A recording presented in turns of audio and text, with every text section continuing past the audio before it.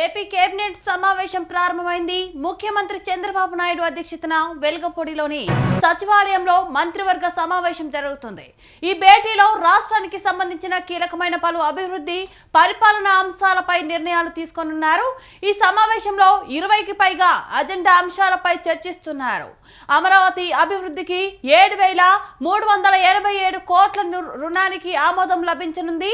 ప్రపంచ bank, ADB నిధులతో Amaravati capital city package, రోడ్లు, డ్రైనేజీ, నీటి సరఫరా వంటి వాటికి అనుమతి ఇవ్వనుంది.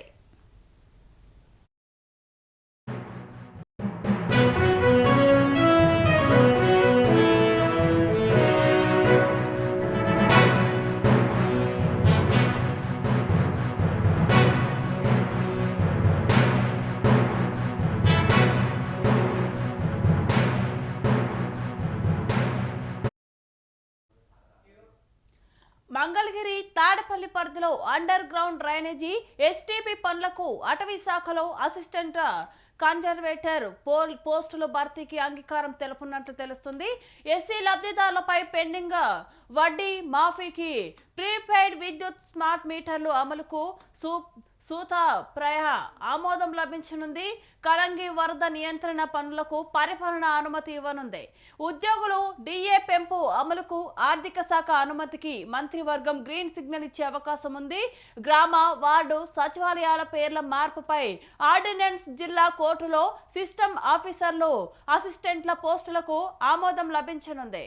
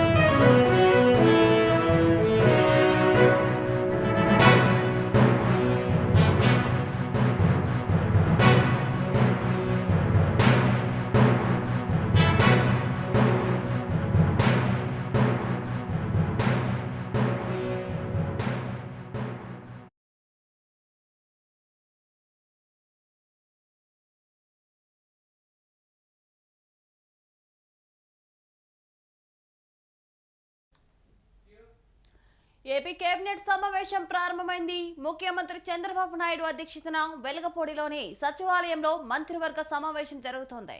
ఈ భేటీలో రాష్ట్రానికి సంబంధించిన కీలకమైన పలు అభివృద్ధి, పరిపాలనా అంశాలపై నిర్ణయాలు తీసుకోనున్నారు. సమావేశంలో 20కి పైగా అజెండా అంశాలపై చర్చిస్తున్నారు. అమరావతి అభివృద్ధికి 7,387 కోట్ల రుణానికి ఆమోదం లభించనుంది. ప్రపంచ బ్యాంకు, ఏడీబీ నిధులతో అమరావతి క్యాపిటల్ సిటీ ప్యాకేజ్, రోడ్లు, డ్రైనేజీ, నీటి సరఫరా వంటి వాటికి అనుమతి ఇవ్వనుంది.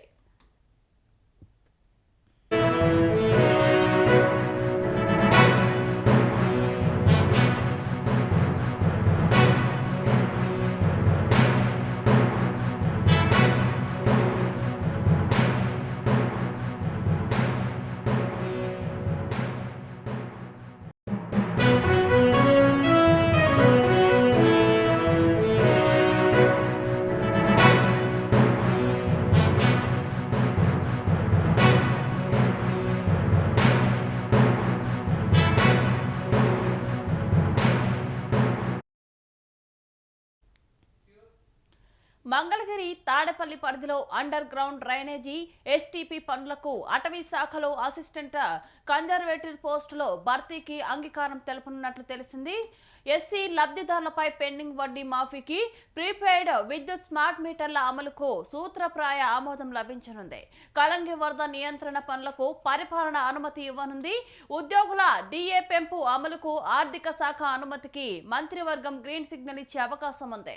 గ్రామ వార్డు సచివాలయాల పేర్ల మార్పుపై ఆర్డినెన్స్, జిల్లా కోర్టులో సిస్టమ్ ఆఫీసర్లు, అసిస్టెంట్ల పోస్టులకు ఆమోదం లభించనుంది.